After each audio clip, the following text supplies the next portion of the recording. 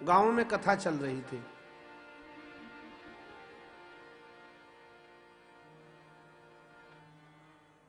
एक गांव का गंवार व्यक्ति, बड़ा भोला भला सरल स्वभाव का व्यक्ति,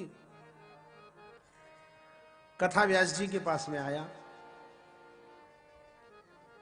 महाराज, बड़ा अच्छा लगा आपके श्रीमुख से भगवान की कथाएं सुन करके,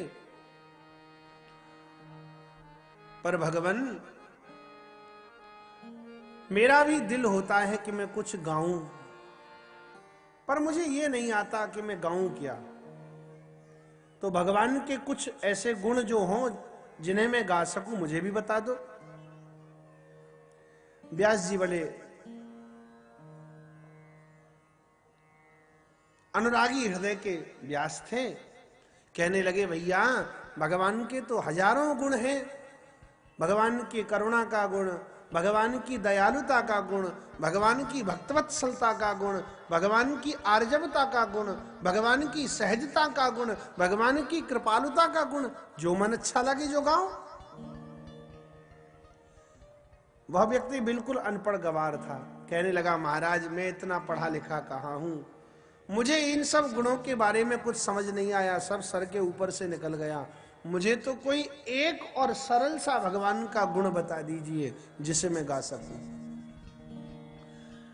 व्यास जी ने कहा, भैया ऐसा कर, भगवान का सबसे प्यारा गुण है मेरे गोविंद पतित पावन है। भगवान के जैसा पतितों का उद्धार करने वाला, पापियों का,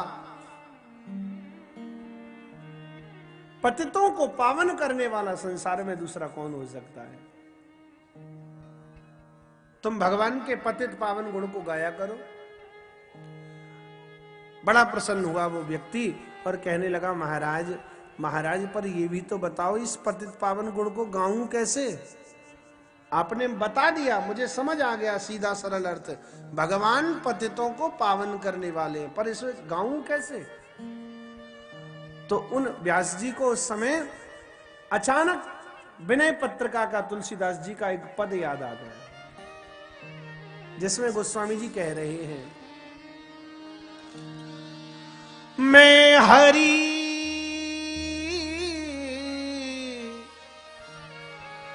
पतित पावन सुने, मैं हरि पतित पावन सुने, मैं पतित तुम पतित पावन, मैं पतित तुम पतित पावन, दो बानिक बने,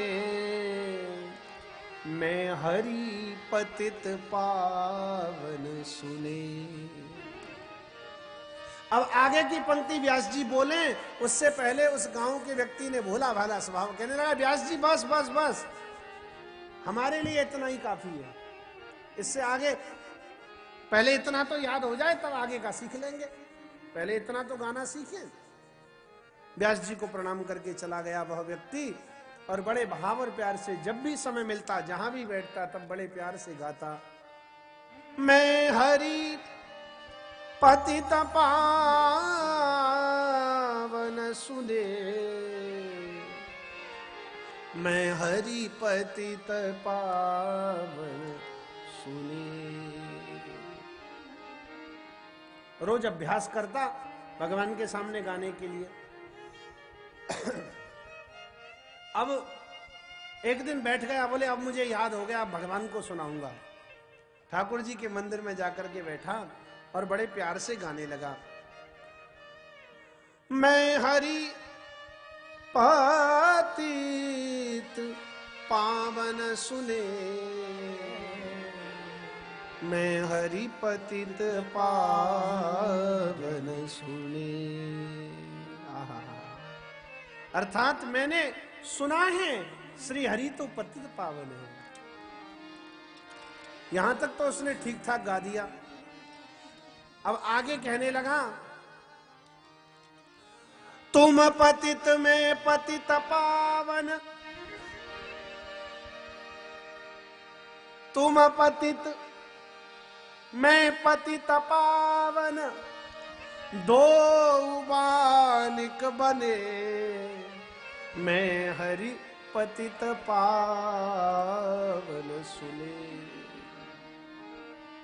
गाना तो ये चाहिए था, मैं पतित तुम पतित पावन, लेकिन अनपढ़ व्यक्ति, भोला भाला गरीब व्यक्ति है साहब, अभ्यास करते करते गलत अभ्यास हो गया और कहने लगा तुम पतित मैं पतित पावन, दो बानिक बने। तो जैसे तुम हंसे ना, ऐसे ही ठाकुर जी को भी सुनकर के हंसी आ गई। ये बढ़िया भगत आया। आज तक लोग हमें पतित पावन कहकर के पुकारते रहे, पर ये भक्त बढ़िया मिला जिसने आज हमें पतित बता दिया। ठाकुर जी की करुणा तो देखो। और ठाकुर जी जैसे ही हंसे वैसे ही भक्त समझ गया कि मैं कुछ गलत बोल गया। अब जैसे ही उसे अपनी भूल का ज्ञान हुआ, तुरंत कहने लगा मैं हरि मैं हरि मैं हरि।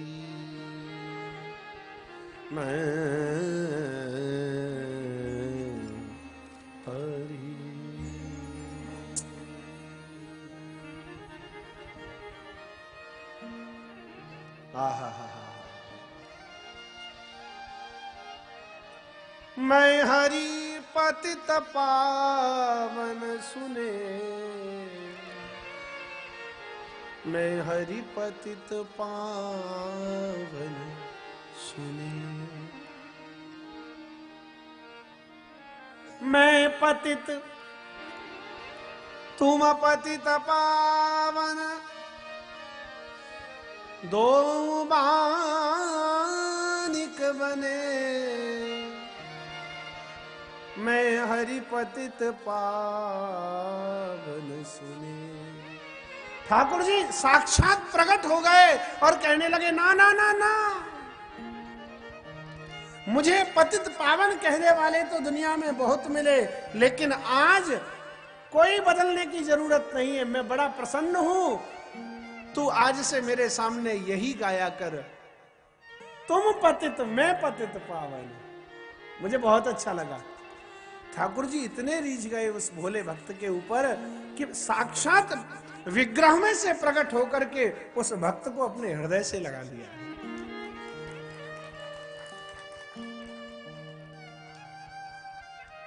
यह है गुणगान की महिमा।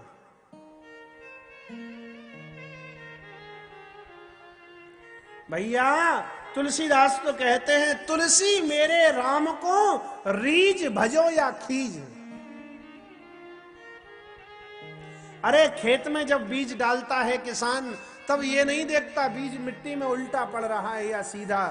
कैसा भी बीज खेत में जावेगा, निश्चित ही वो फसल बन करके 1000 गुना अनंत गुना होकर के बाहर निकल करके आने वाला है। भगवान का नाम, भगवान के गुण, भगवान की कथा रीझ करके भजो, चाहे खींच करके भजो, सीधे भजो या उल्टे भजो, भगवान का नाम तो जीव का सहज कल्याण ही करने वाला है।